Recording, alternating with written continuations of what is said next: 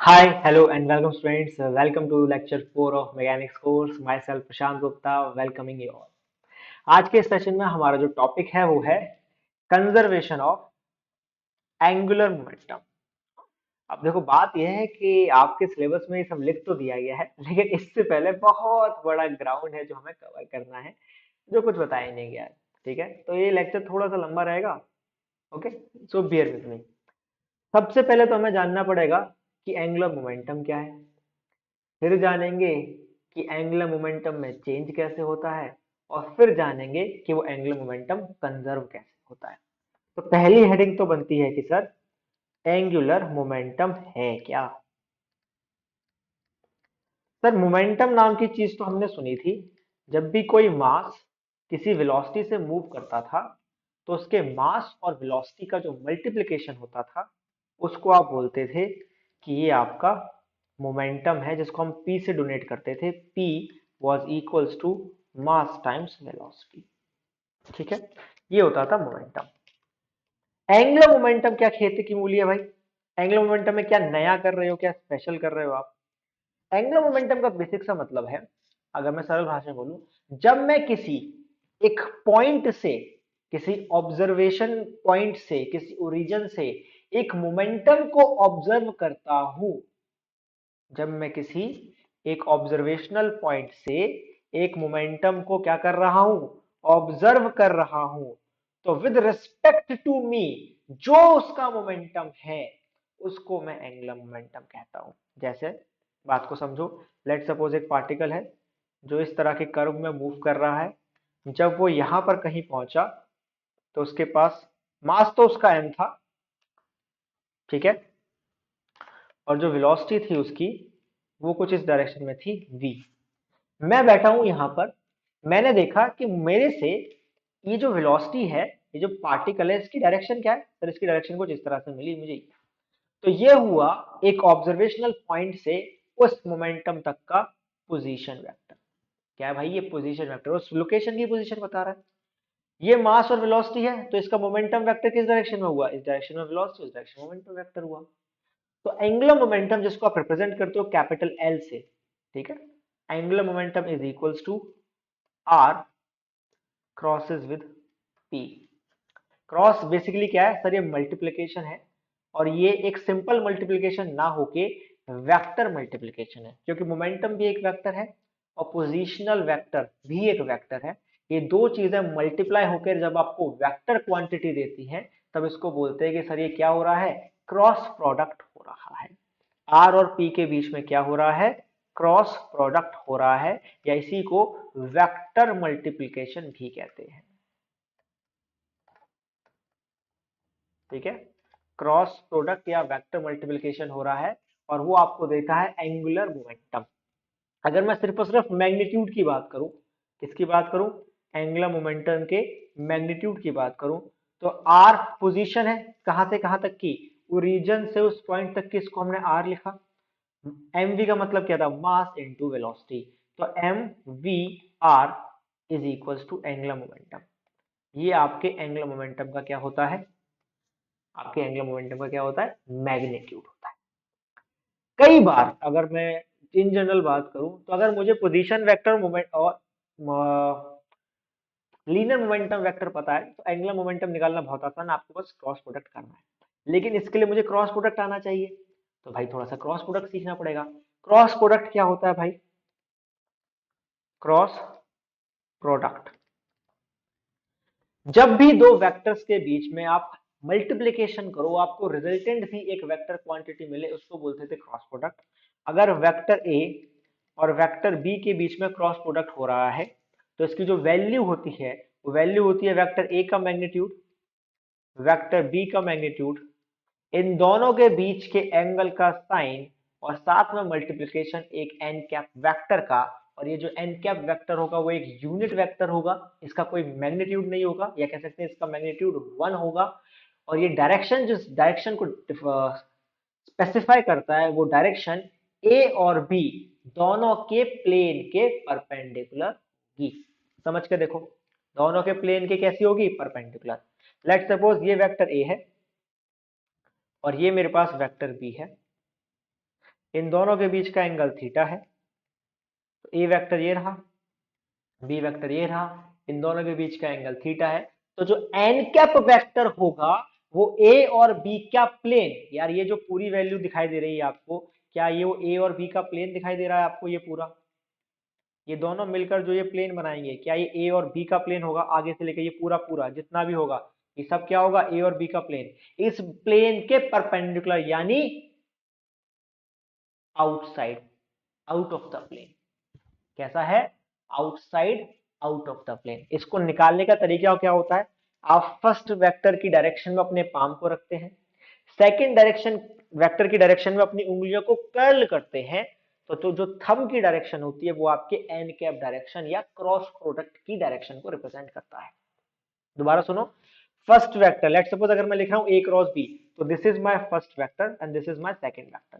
तो first vector की direction में आपने अपने पाम को रखा, सेकंड वेक्टर की डायरेक्शन में आपने अपनी उंगलियों को कर्ल करा। ये जो थीटा है ये आप इस तरह से रिप्रेजेंट करते हो जो कर्ल को रिप्रेजेंट करे। ये थीटा ए से बी मूव कर रहा है, ये आपने कर्ल करा, तो जो डायरेक्शन ऑफ थंब हुआ ये कैसा आ रहा है? Out of the plane. This is the direction of A cross B. ठीक है। अगर मैं यही आपसे पूछूं कि what is the magnitude of B cross A, let suppose यही वेक्टर मैंने ए लिया, सेम वेक्टर मैंने लिया बी, अब मैं आपसे पूछ रहा हूँ ये वेक्टर बी है, ये वेक्टर ए है, इन दोनों के बीच में सेम एंगल थीटा है।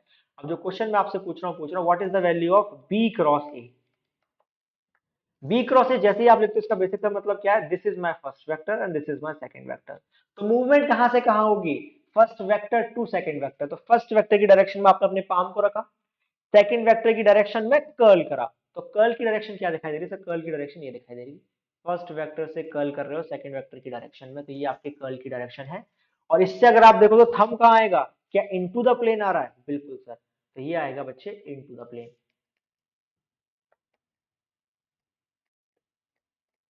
और ये कैसा था आपका? Out of the plane.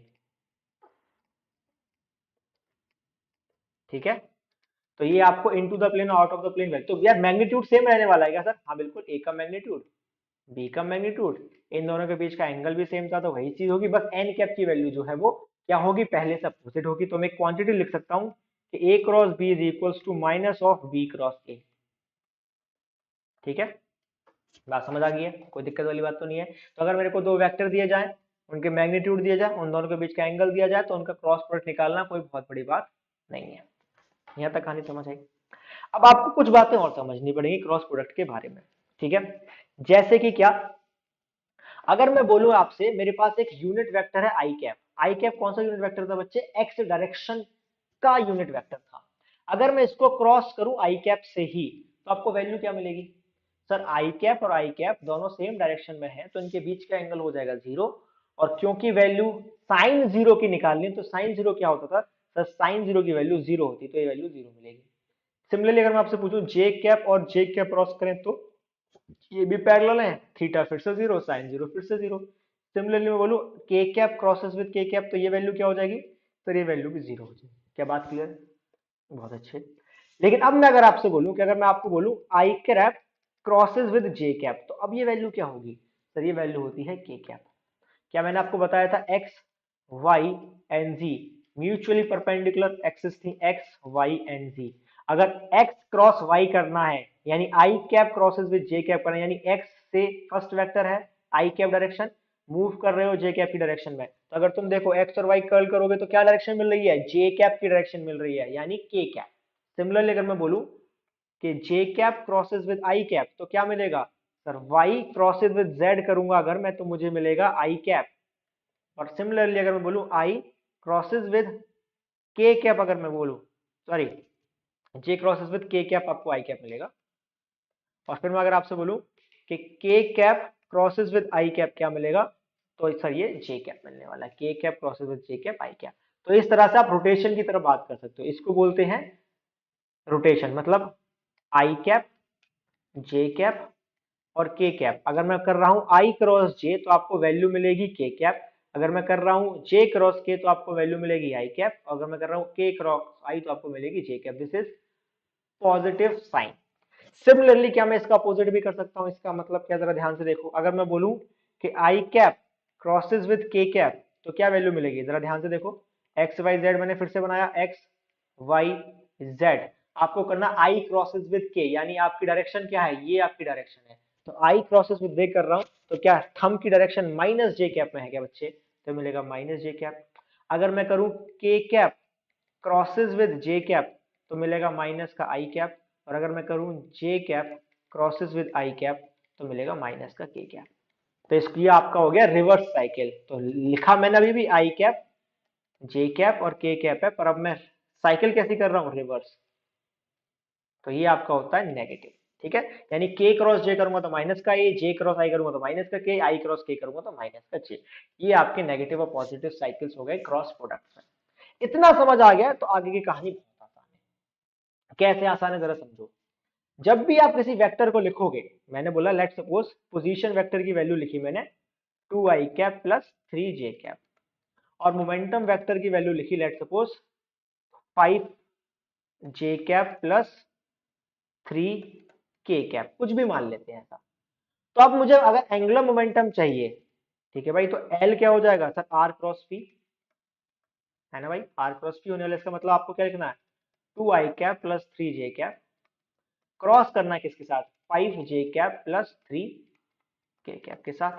अब आपको सब में बस इंडिविजुअल मल्टीप्लिकेशन कर देना और आपकी जिंदगी बहुत मजे में हो जाने वाली है, बस और कुछ नहीं। 2i कैप को क्रॉस करना है j के साथ, तो बचेगा 10i क्रॉसेस विद j, फिर आपको ऐड करना है 2 को 6 करना है, तो 6 हो जाएगा i क्रॉसेस विद k। तो आपने 2 का मल्टीप्लिकेशन कर लिया, अब 3 का मल्टीप्लिकेशन चालू करते हैं। तो 3 मल्टीप्लाई 5 मतलब का 15 j crosses with j cap, और एडिशन में क्या है 9 j crosses with k cap. सही करा मैंने बच्चे। i क्रॉस j क्या देगा सर, k कैप, तो 10 k cap plus i cross k क्या देगा बच्चे, i क्रॉस k सर देता था माइनस का j कैप, तो आ जाएगा 6 minus j cap plus j cross j क्या देगा सर, ये 0 देगा, और प्लस 9 j क्रॉस k क्या देगा आपको सर, j क्रॉस देगा माइनस का i कैप। तो जो वैल्यू मुझे मिलने वाली है, क्या मिलने वाली है सर, फाइनल वैल्यू है माइनस का 9 आई कैप, माइनस का 6 जे कैप, प्लस का 10 K cap. So these are your values of your angular momentum. तो अगर मुझे डायरेक्ट वेक्टर दिया हो तो भी मैं निकाल सकता हूं, अगर मुझे वेक्टर ना देके वेक्टर के मैग्नीट्यूड और उनके बीच में एंगल दिया हो तो मैं डायरेक्ट इस फॉर्मूले से निकाल सकता हूं, कोई भी दिक्कत वाली बात नहीं। तो एंगुलर मोमेंटम निकालना मुझे समझ आ गया और डेफिनेशन मुझे समझ आ गई है, ठीक है बस। तो ये तो बस एंगुलर मोमेंटम सीखा। अब एक बात और सीखनी है यार, एक बात बताओ, जब भी मेरे पास लीनियर मोशन होता था तो उस लीनियर मोशन को कौन करवाता था सर, फोर्स करवाता था। और उस लीनियर मोशन में जो रेजिस्टेंस देता था वो कौन देता था, मास देता था, जिसे आप इनर्शिया बोलते थे। तो फिर आपने बोला था कि जब भी कोई फोर्स लगाया जाएगा तो वो फोर्स उस इनर्शिया को अगर ओवरकम करके कोई एक्सेलरेशन प्रोवाइड करता है तो उसको बोला जाएगा F is equals to M. A क्या था, लीनियर एक्सेलरेशन, एम था sir resistance in the linear motion जो मास से रिप्रेजेंट होता था, और एफ था वो कॉस जिसकी वजह से एक्सेलरेशन हुआ। ये कब है बच्चे, ये है लीनियर केस में, ठीक है। सिमिलरली अगर कोई अब कोई बॉडी क्या करना चाहती है, रोटेट करना चाहती है, क्या करना चाहती है, रोटेट करना चाहती है, ठीक है। तो जब भी कोई बॉडी रोटेट करना चाहेगी तो क्या उस पर आपके पास एक रोटेटिंग फोर्स लगेगी जिसको बोलते हैं टॉर्क। या आपको टॉर्क भी इंट्रोड्यूस कराना पड़ेगा क्योंकि उसके बिना ये काम हो नहीं सकता। टॉर्क इज बेसिकली क्या होता है, जब भी कोई फोर्स आप लगाते हो किसी पॉइंट के अबाउट रोटेशन पे, लेट सपोज मेरे पास ये एक आर्बिट्री ऑब्जेक्ट था, ये इस पॉइंट के अबाउट रोटेट करना चाहता है, तो मैंने फोर्स लगाया एफ कुछ इस तरह से, ठीक है। तो टॉर्क रिप्रेजेंट करा जाता है बेसिकली आर क्रॉस एफ। दोबारा से क्रॉस प्रोडक्ट दिख रहा है क्या मुझे, तो आर क्या है सर, ये पोजीशन वेक्टर है, कहां से कहां का, point of application of force से rotational point of rotation of force का। तो ये जो वेक्टर है ये है आपका R vector, point of application of force से पॉइंट ऑफ रोटेशन तक का जो वेक्टर है वो है आर वेक्टर। फोर्स आपको समझ आ रही है, तो टॉर्क होता है आर क्रॉस। ये जो टॉर्क होता है क्या प्रोवाइड करता है सर, ये जो टॉर्क होता है प्रोवाइड करता है आपको angular acceleration about the point of rotation. इस पॉइंट के अबाउट अगर आप रोटेट कर रहे हो तो इसके अबाउट क्या देगा आपको, एंगुलर एक्सिलरेशन देगा। तो torque is basically equals to I times alpha. Alpha है एंगुलर एक्सिलरेशन, तो सर आई क्या है, सर आई को बोलते हैं मोमेंट ऑफ इनर्शिया। आगे जाके भी आपको ये काम आएगा। आगे मोमेंट ऑफ इनर्शिया हम डिटेल में पढ़ने वाले हैं जब हम रिजिड बॉडी की बात करेंगे। अभी बस इंट्रोड्यूस कर रहा हूं ताकि टॉर्क को इंट्रोड्यूस कर सकूं, नथिंग एल्स। तो मोमेंट ऑफ इनर्शिया कहते हैं, मोमेंट ऑफ इनर्शिया की जो जनरल डेफिनेशन है क्या है sir, it is the resistance of a body to change its rotational motion. Inertia क्या था, to change its motion, linear वाला।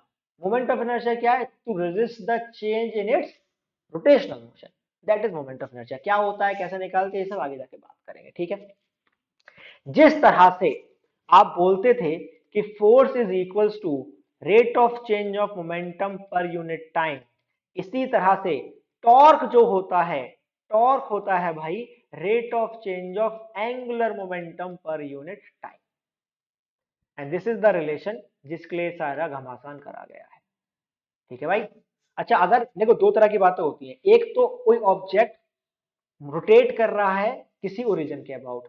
एक चीज और हो सकती है कि मान लेते हैं कोई ऑब्जेक्ट अपनी ही एक्सिस के अबाउट रोटेट कर रहा है। लेट्स सपोज मेरे पास ये कोई ऑब्जेक्ट है और ये अपनी ही एक्सिस के अबाउट क्या कर रहा है, रोटेट कर रहा है किसी एंगुलर वेलोसिटी ओमेगा से, और इसका मोमेंट ऑफ इनर्शिया अगर क्या है, आई है, तो angular momentum L is equals to also written as I omega.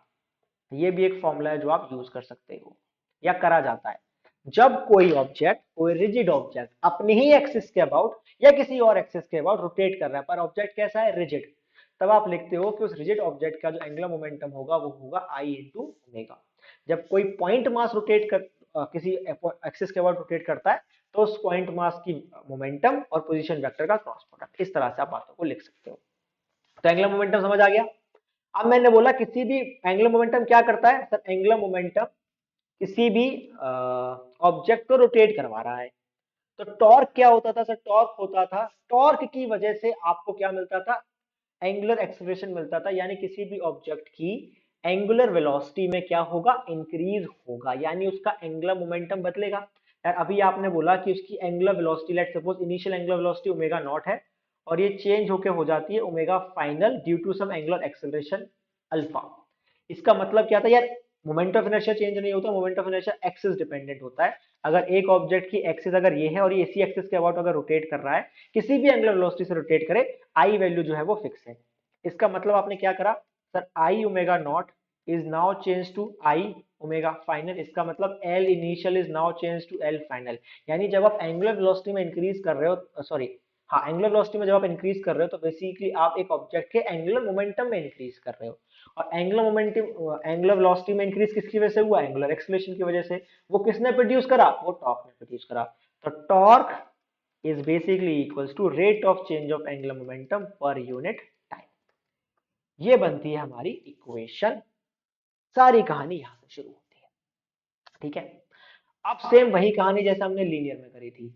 अब अगर किसी सिस्टम पर लगने वाला नेट टॉर्क अगर जीरो हो जाए तो क्या होगा, तो सिस्टम पर नेट टॉर्क जीरो लगे, इसका मतलब change in angular momentum with respect to time क्या हो जाएगा, जीरो हो जाएगा। इसका मतलब चेंज इन एंगुलर मोमेंटम क्या हो जाएगा, जीरो हो जाएगा। इसका मतलब एंगुलर मोमेंटम क्या हो जाएगा, कांस्टेंट। यानी किसी भी सिस्टम के लिए क्या लिखा जा सकता है, angular momentum initial is equals to angular momentum final.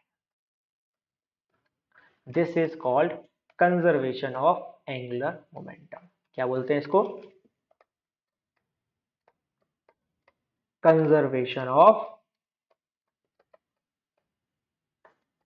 Angular momentum. क्या बात याद रखनी है, ये एप्लीकेबल कब हुआ, जब सिस्टम पर लगने वाला नेट टॉर्क क्या हुआ, जीरो हुआ, तब आपका एंगुलर मोमेंटम जो है वो कंजर्व। बात समझ आ रही है। अब इसके बहुत सारे एग्जांपल, अगर आपने बोला अगर ऐसा हो रहा है तो क्या मैं लिख सकता हूं, अगर कोई बॉडी अपनी ही एक्सिस के अबाउट रोटेट करे तो क्या मैं लिख सकता हूं I one omega one is equal to I two omega two. अगर कोई ऑब्जेक्ट ट्रेवल कर रहा है तो क्या मैं लिख सकता हूं M V one R one is equals to M V two R two. ये दोनों चीजें क्या लिखी जा सकती हैं बच्चे, ये भी एप्लीकेबल है और नीचे वाला भी एप्लीकेबल है, डिपेंड करता है कि ऑब्जेक्ट कैसा। अगर कोई मेरे पास रिजिड बॉडी है जो अपने ही एक्सिस के अबाउट रोटेट कर रही थी और उसमें चेंज हो एंगुलर मोमेंटम, नेट टॉर्क अगर जीरो हो जाए तो एंगुलर मोमेंटम कंजर्वेशन का ऊपर वाला formula I omega one is equal to I two omega two लगाएंगे।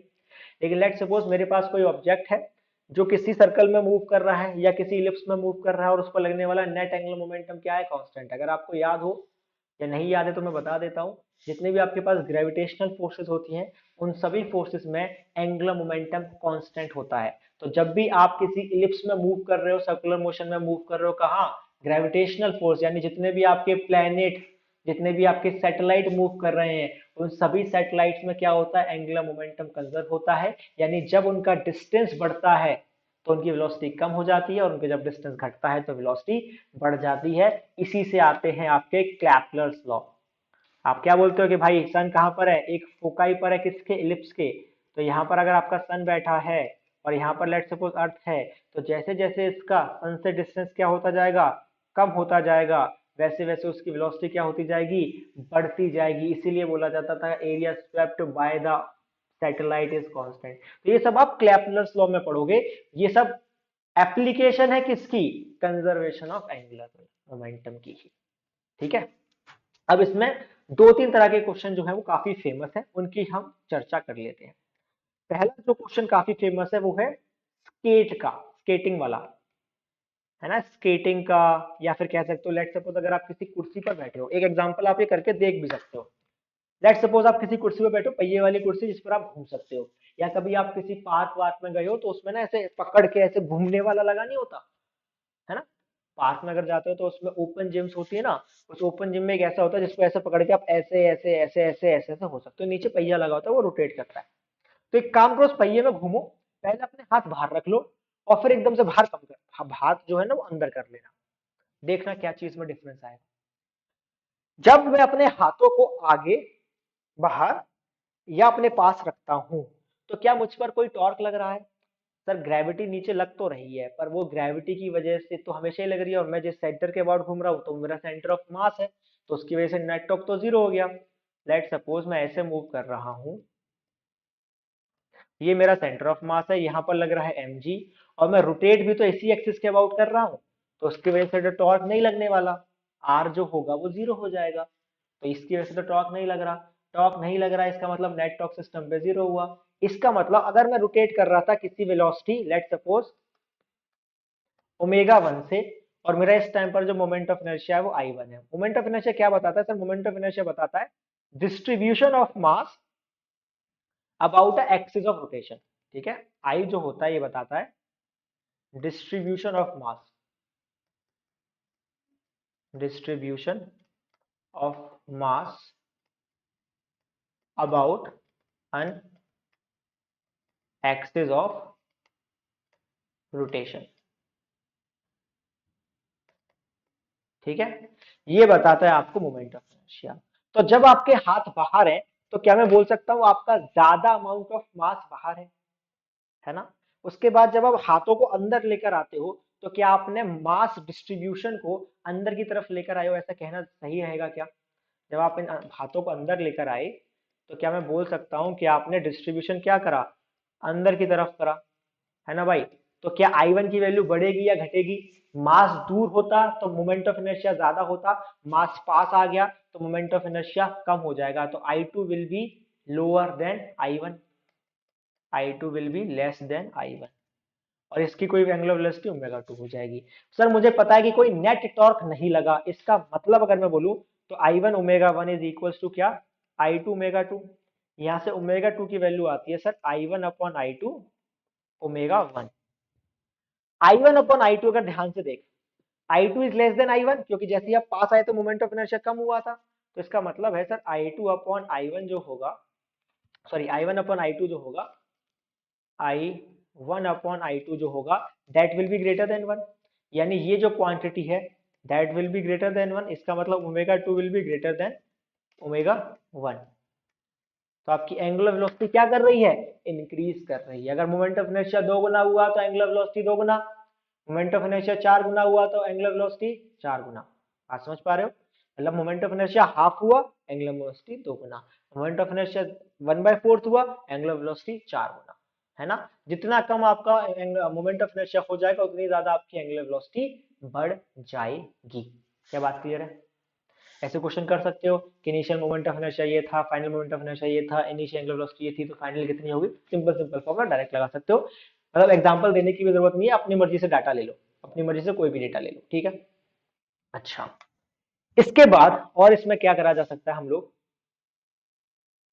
कि स्केटिंग वाला, जो आपके पास आइस स्केटर्स होते हैं वो भी सेम चीज ही करते हैं। वो आपने देखा हो कभी भी आइस स्केटर्स हो गए, या फिर जो ओलंपिक स्विमर्स होते हैं, वो क्या करते हैं, जब वो स्विम करते हैं तो ऊपर रास्ते में अपने शरीर को पहले पास रखते हैं और फिर खोल देते हैं। जब पास रख रहे हैं तो मोमेंट ऑफ इनर्शिया कैसा है सर? मोमेंट ऑफ इनर्शिया कम है, क्योंकि सारा का सारा मास एक्सिस पर ही है, ऑलमोस्ट कम, मतलब ज्यादा दूर डिस्ट्रीब्यूटेड नहीं है, कम दूर डिस्ट्रीब्यूटेड, तो मोमेंट ऑफ इनर्शिया कम।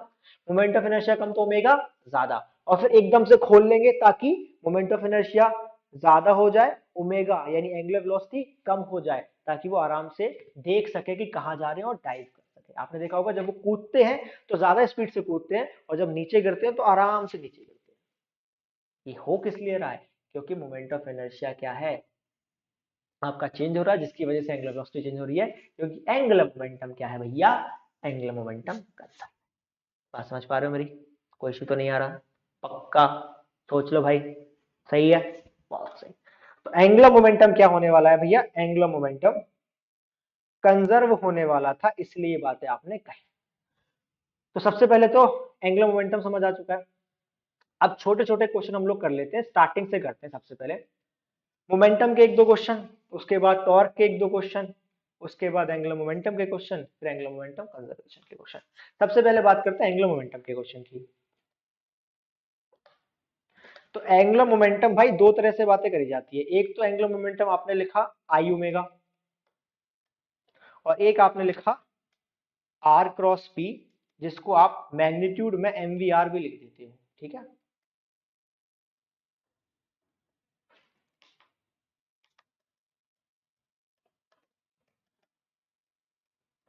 ठीक है, इस तरह की बातें कर लेते हो। तो अगर मैं आपसे क्वेश्चन दूं छोटा सा कि एक पार्टिकल है,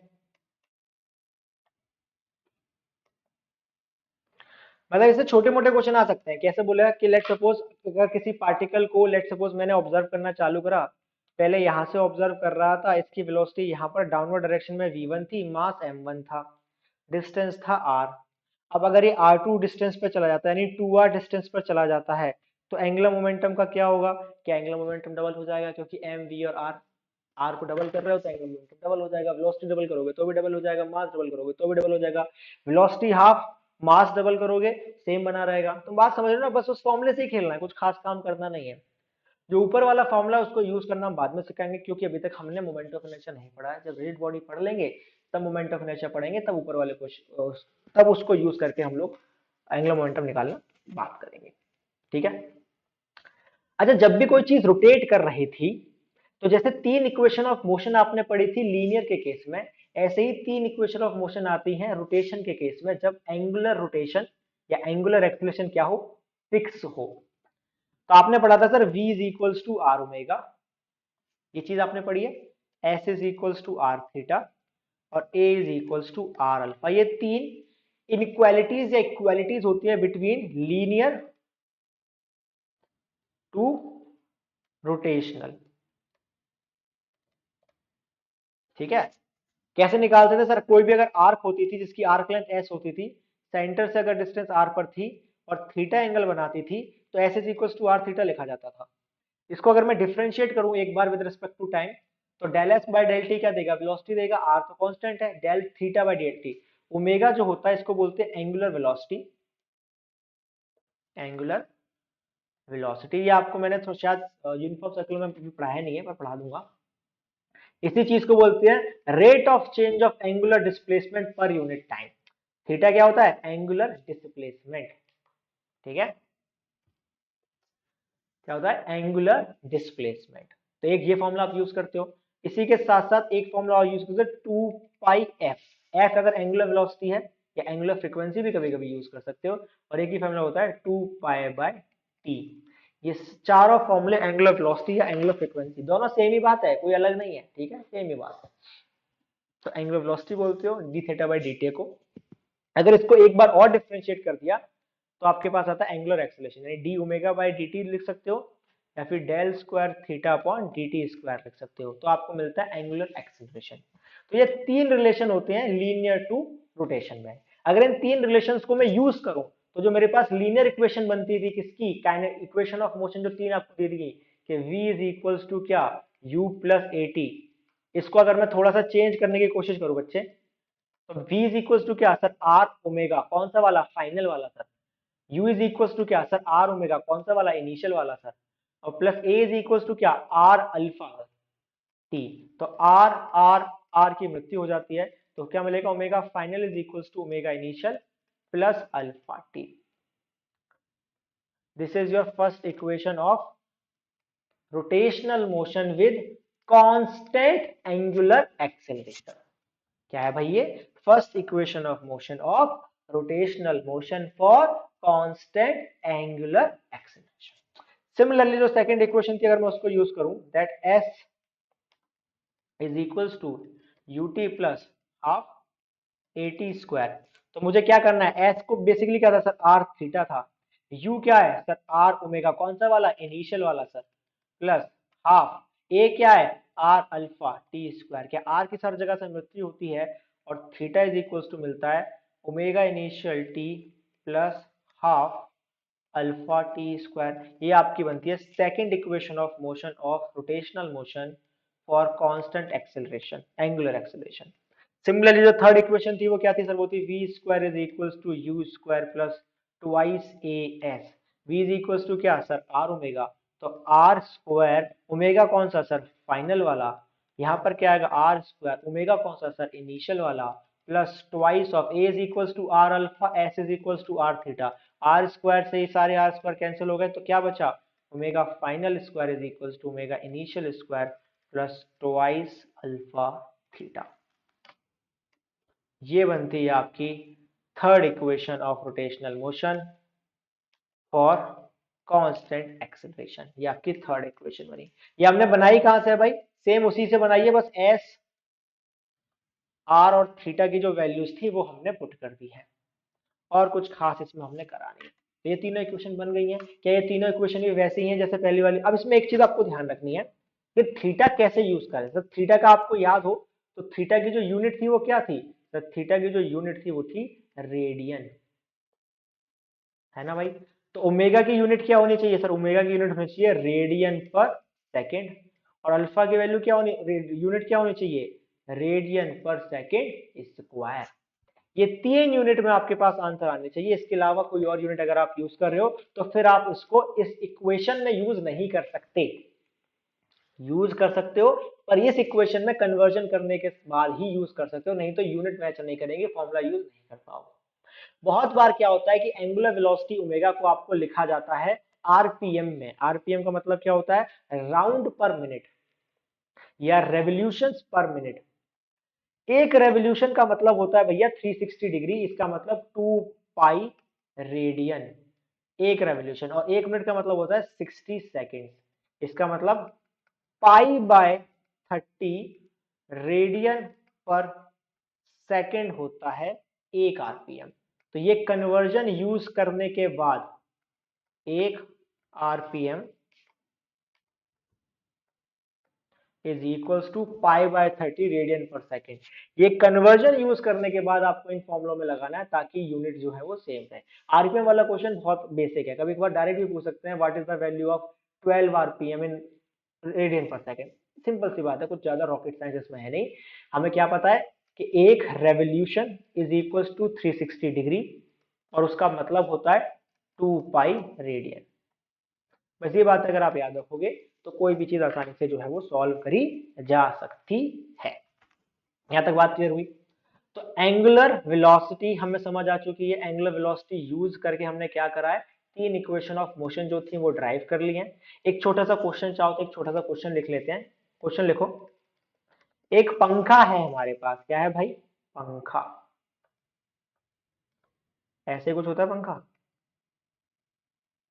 वैसे तो 3 वाला होता है, हम 4 वाला बना दिए और बना दिए हैं, तो ठीक है, अब ऐसे ही पंखा होता है। ठीक है, एक पंखा है जो क्या कर रहा है, रोटेट कर रहा है किसी एंगुलर वेलोसिटी ओमेगा नॉट से, जिसकी वैल्यू ले लेते हैं, लेट सपोज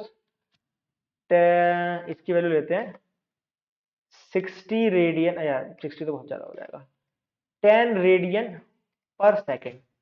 ठीक है, अब इस पंखे को क्या करा, आपने देखा ना, आपके पास वो होते हैं ना, 2 और 3 नंबर होते हैं ना, अलग अलग स्टेजेस में नंबर चलता है, 1 नंबर पर पंखा चला दो, 2 नंबर पंखा चला दो। तो आपने पंखा चला रखा था 1 नंबर पे, और इसकी वैल्यू है 10 रेडियन पर सेकेंड। फिर आपने उसको कर दिया 2 नंबर पे, और ये वैल्यू हो जाती है 20 रेडियन पर सेकेंड।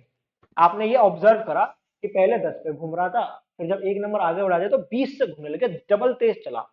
ये इसको 10 से 20 होने में जो टाइम लगा ना, वो लगा मान के चलो 5 सेकेंड। ठीक है, पहले 10 रेडियन पर सेकेंड पे घूम रहा था, अब जैसे ही 1 से 2 करते हो एकदम से थोड़ी ना बदल जाता है, कुछ टाइम लगता है उसको मैक्सिमम वैल्यू अचीव करने में। तो जब तक उसको टाइम लगा 5 सेकेंड, तब तक हम मान के चल रहे हैं कांस्टेंट एक्सीलरेशन, एंगुलर एक्सीलरेशन काम कर रहा होगा। तो आपसे पूछा गया कि वो एक्सीलरेशन कितना है, और ये प्रोसेस होने में कितना डिग्री या कितने रेवोल्यूशन पंखा जो है वो घूम चुका है।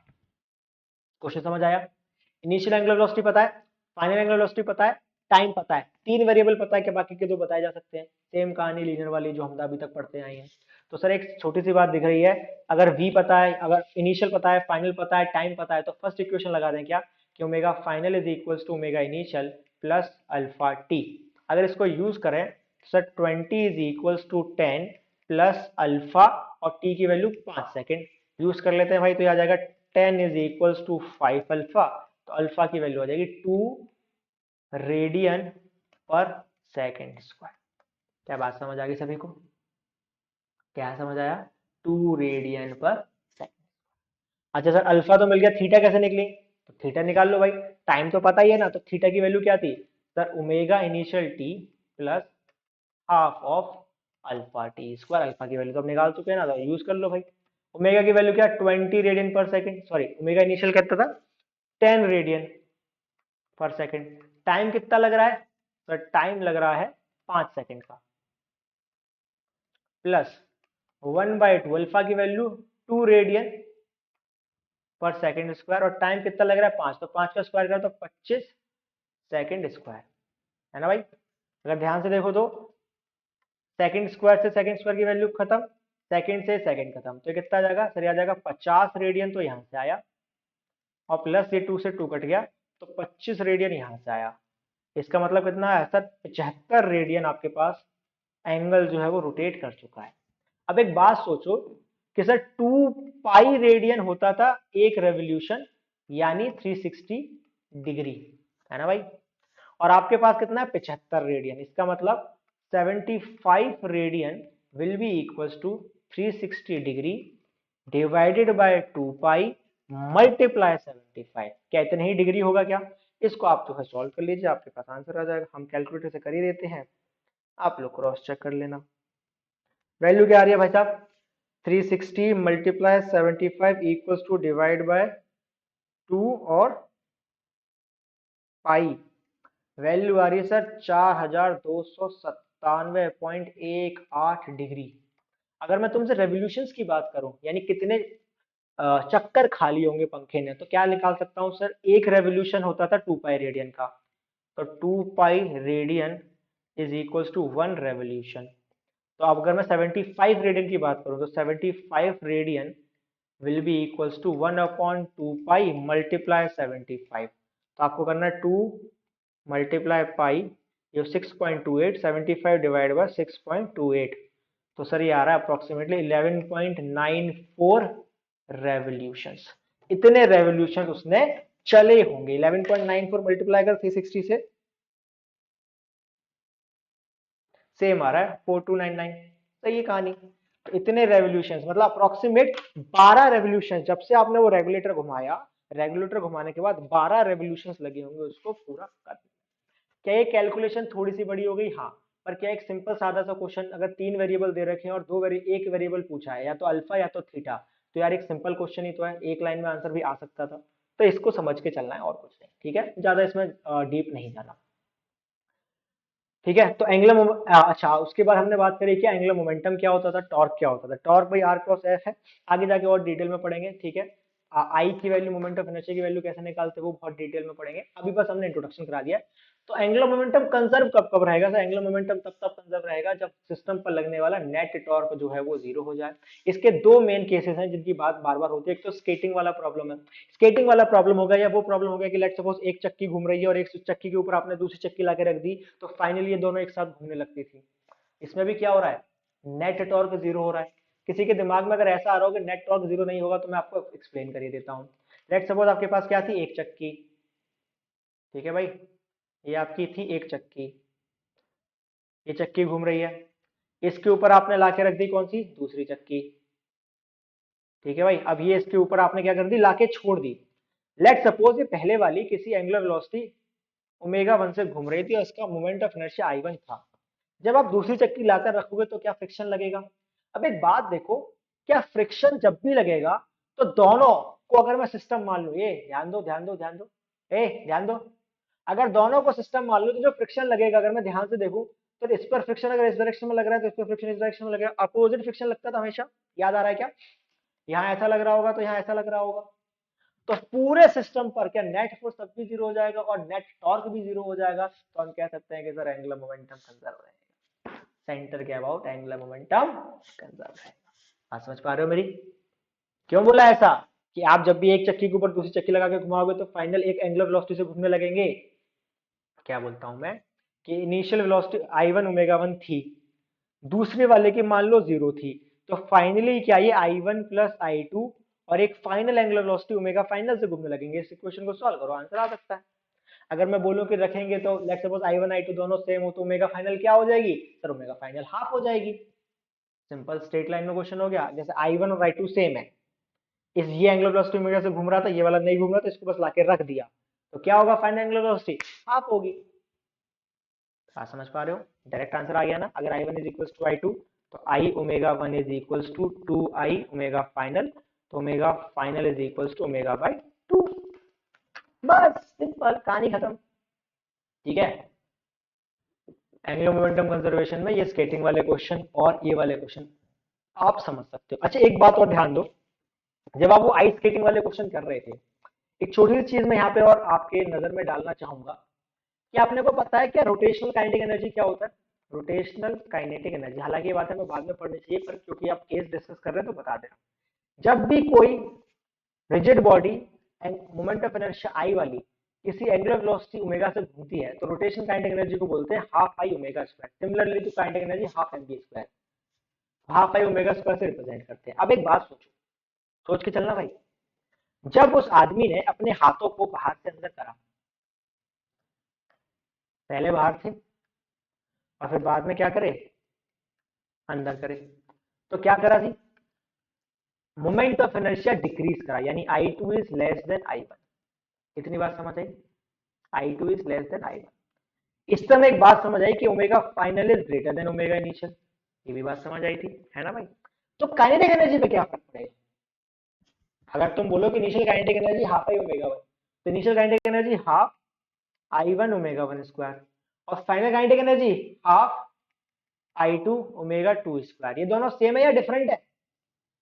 तो अगर देखा जाए तो यहाँ पर फाइनल में मोमेंट ऑफ इनर्शिया डिक्रीज हो रहा है और एंगुलर वेलोसिटी इंक्रीज हो रही है, लेकिन एंगुलर वेलोसिटी स्क्वायर पावर से इंक्रीज हो रही है। तो क्या ऐसा बोल सकता हूं कि रोटेशनल काइनेटिक एनर्जी यहाँ पर इंक्रीज हो रही है? अगर तुम्हें ऐसे समझ नहीं आ रहा तो मैं इसको सॉल्व करके बता देता हूँ। क्या इसको लिख सकता हूँ, half I two omega two square, कोई दिक्कत वाली बात तो नहीं है भाई? रिलेशन निकाला था ना हमने, एंगुलर मोमेंटम कंजर्व है, तो क्या लिख सकते थे, I one omega one is equal to I two omega two, ऐसा लिख सकते थे। आई टू की वैल्यू सब्स्टिट्यूट कर दे, तो one by two I one omega one divided by omega two multiply omega two square, कोई दिक्कत तो नहीं। तो ये बनेगा sir one by two I one omega one, एक पावर ओमेगा टू की कट जाएगी तो क्या बचेगा, सिर्फ और सिर्फ ओमेगा टू बचेगा। कोई दिक्कत वाली बात तो नहीं है मेरे बच्चे? तो यह बचेगा one by two I one. अच्छा ओमेगा टू की वैल्यू दोबारा से सब्स्टिट्यूट कर सकता हूँ क्या? तो ओमेगा टू की वैल्यू आएगी आई one omega one divided bye I2 into omega 1। सही है क्या कहानी? तो ये आ जाएगा 1/2 I1 omega 1 square multiply I1/I2। और ये जो वैल्यू थी ये क्या थी सर? ये तो पहले वाली काइनेटिक एनर्जी थी। तो काइनेटिक एनर्जी कौन सी वाली? पहले वाली इंटू I1/I2। और मुझे एक बात बहुत अच्छे से पता थी कि I1 और I2 की वैल्यू क्या है? It is greater then 1। I1/I2 is greater then 1 ना। इसका मतलब कि काइनेटिक एनर्जी रोटेशन वाली जो फाइनल है it is greater then rotational kinetic energy जो इनिशियल है। तो यहां से भी आप इस चीज को समझ सकते हैं। ठीक है, प्रूफ भी कर दिया और बताया भी था, क्योंकि ओमेगा स्क्वायर पावर पर डिपेंड कर रहा है, इसलिए ऑब्वियस सी बात है रोटेशनल काइनेटिक एनर्जी बढ़ जाएगी। अब मजे की बात यह है कि बड़ी कैसे? सोच यार, मेरे हाथ बाहर थे, अब बाहर अंदर आए, अंदर आए तो मैं ज्यादा तेज घूमने लग गया और मेरे अंदर की काइनेटिक एनर्जी बढ़ गई। तो ये ज्यादा काइनेटिक एनर्जी आई कहां से? कोई फोर्स तो लग नहीं रही, और अगर लग भी रही हो तो उस फोर्स की वजह से कोई टॉर्क नहीं है। तो मेरी एंगुलर स्पीड बढ़ी तो है, लेकिन क्या वो किसी टॉर्क की वजह से बढ़ी है? नहीं सर। और अगर ऐसा नहीं हुआ है तो मुझे बताओ कि ये एक्स्ट्रा एनर्जी कहां से आई? हाँ जी भैया, एक्स्ट्रा एनर्जी कहां से आ गई? अरे एक्स्ट्रा एनर्जी आई है उस वर्क डन से जो हमने करा उस सिस्टम के मोमेंट ऑफ इनर्शिया को चेंज करने में। तो जो एक्स्ट्रा एनर्जी है, extra energy is due to the mechanical work done, the mechanical work done in क्या करा? मोमेंट ऑफ इनर्शिया को इंक्रीज करा डिक्रीज करा? Decreasing the moment of inertia. Simply I लिख देता हूं। तो इस वजह से आपको एक्स्ट्रा एनर्जी सिस्टम में मिल पा रही है। इतनी सी कहानी है बस। ठीक है, तो हमने बात कर ली भाई मोमेंटम इनर्शिया की, बात कर ली एंगुलर मोमेंटम की, बात कर ली एंगुलर मोमेंटम के कंजर्वेशन के रीजन की, बात कर ली दो केसेस की मेन बात होती है, उन दोनों केसेस की बात कर ली है। ठीक है, कुछ और चीजें इसमें स्ट्रेट फॉरवर्ड जो पूछी जा सकती है उससे रिलेटेड क्वेश्चंस जो है हमारा जो पीवाईक्यू सेशन या क्वेश्चन आंसर सेशन होगा उसमें मैं आपको डिटेल में करा दूंगा। बाकी आपको पेपर देख के लग ही रहा होगा कि स्ट्रेट फॉरवर्ड बातें पूछी जाती हैं। तो आप फैक्चुअल बातें याद रखो कि मोमेंट ऑफ इनर्शिया कंजर्व कब होगा? जब नेट टॉर्क जो होगा वो जीरो हो जाएगा। सिस्टम में नेट टॉर्क जीरो कैसे होगा, इसकी थोड़ी सी हम लोग बात कर लेते हैं कि सिस्टम में नेट टॉर्क आप निकालते कैसे हो और वो जीरो कब कब किस किस केस में होगा। एक सिंपल सा एग्जांपल लेके चल रहा हूं। लेट्स सपोज मेरे पास क्या है, एक ये है एक पहिया। इस पहिए के सेंटर पर है इसका रेडियस और मैं इस पर लगा रहा हूं जी फोर्स। एक फोर्स लगाया मैंने इस तरह से, ध्यान देना इसी पहिए के तीन केस बनाऊंगा मैं। ठीक है, एक फोर्स लगाया मैंने ये और एक फोर्स लगाया मैंने ये। ठीक है, अब इसी पहिए के बनेंगे जी तीन केस। पहला केस तो दिख रहा है,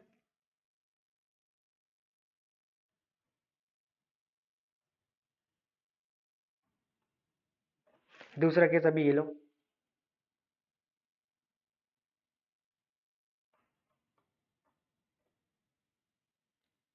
और तीसरा केस एक और लो। चेंज क्या क्या हो जाने वाली है? सिर्फ और सिर्फ फोर्स की डायरेक्शन।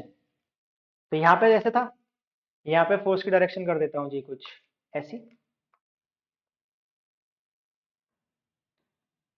अरे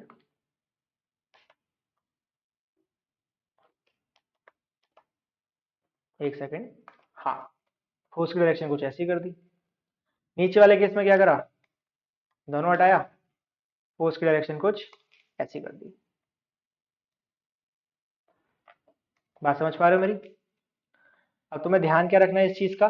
टॉर्क क्या है? Torque is the rotating force. वो फोर्स जो किसी भी चीज को रोटेट कराने की कोशिश करती है वो होती है टॉर्क। ठीक है भाई, तो आप उसकी वैल्यू क्या होती है सर? उसकी वैल्यू होती थी आर क्रॉस एफ। ये है मेरा पोजीशन वेक्टर इस यहाँ इस पॉइंट तक का, तो ये है मेरा आर डायरेक्शन, आर कैप लिख देता हूँ। ये फोर्स, तो टॉर्क क्या होता था सर? टॉर्क होता था आर क्रॉस एफ, यानी फर्स्ट वेक्टर की डायरेक्शन से रोटेशन सेकंड वेक्टर की डायरेक्शन में। आर क्रॉसिंग विद एफ कैसा आ रहा है? इनवर्ड, यानी ये किस तरफ रोटेट करने की कोशिश करेगा? क्लॉकवाइज। यहाँ से देख रहा है आर इस डायरेक्शन में, तो आर क्रॉस एफ करूँ तो क्या दिखेगा, फर्स्ट वेक्टर की डायरेक्शन में पाम और दूसरे की डायरेक्शन में रोटेशन, तो कैसा दिख रहा है सर, ये दिख रहा है एंटी क्लॉकवाइज। तो क्या ये एक दूसरे के टॉर्क को क्या करेंगे, कैंसल करेंगे, तो इसकी वैल्यू F2। तो मैं मान के चल रहा हूँ कि F1 वाला बड़ा है, तो बोलूंगा कि F1R minus F2R is equals to the net torque on the system. बात समझ पा रहे हो मेरी? नेट टॉर्क क्या है, F1R माइनस F2R, अगर F1 is greater then F2 उस केस में, क्योंकि दोनों की क्या डायरेक्शन अपोजिट है यार। यहां देखो एक बार, यहां अगर मैं देखूं तो आर क्रॉस एफ कैसा है, एंटी क्लॉकवाइज। यहां देखो आर क्रॉस एफ कैसा है, एंटी क्लॉकवाइज। तो क्या एक दूसरे को क्या कर रहे हैं, सपोर्ट कर रहे हैं, दोनों ही रोटेट कराने की कोशिश कर रहे हैं। तो F1R plus F2R is equals to net torque on the system. क्या बात समझ आई?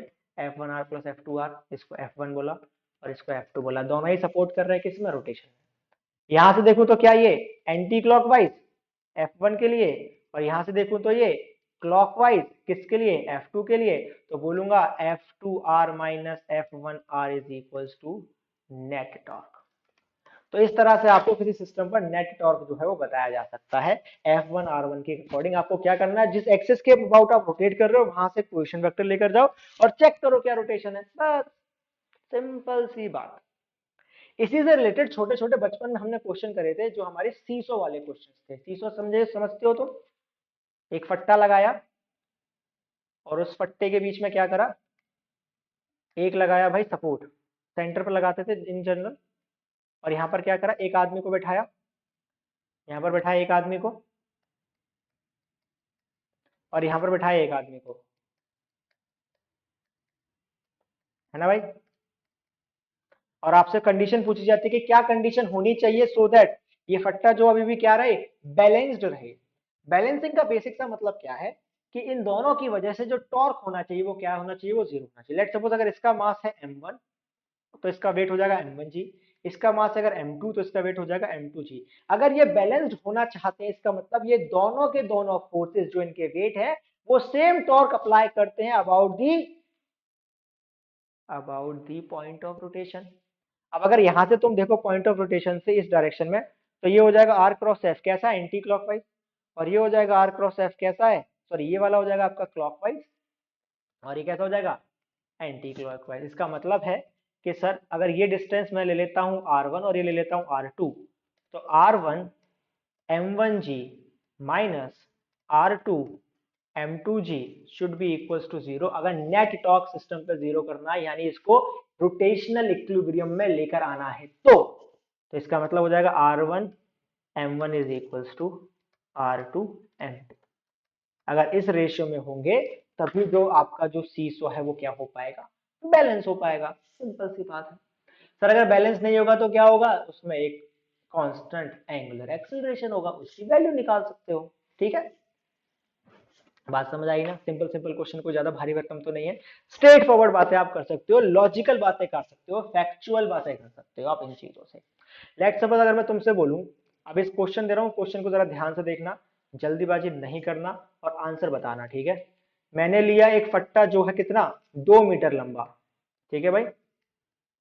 यहां से लेके यहां तक जो फट्टा, ये जो आपका ब्लॉक है ये 2 मीटर लंबा है। यहाँ पर आपने दे दिया जी मिड पॉइंट पर सपोर्ट। मिड पॉइंट पर सपोर्ट देने के बाद आपने एक बच्चे को बिठाया यहाँ पर, ठीक है। इसका वेट था 70 किलो, तो 70G इसका क्या हो गया वेट, 70 किलो इसका मास था।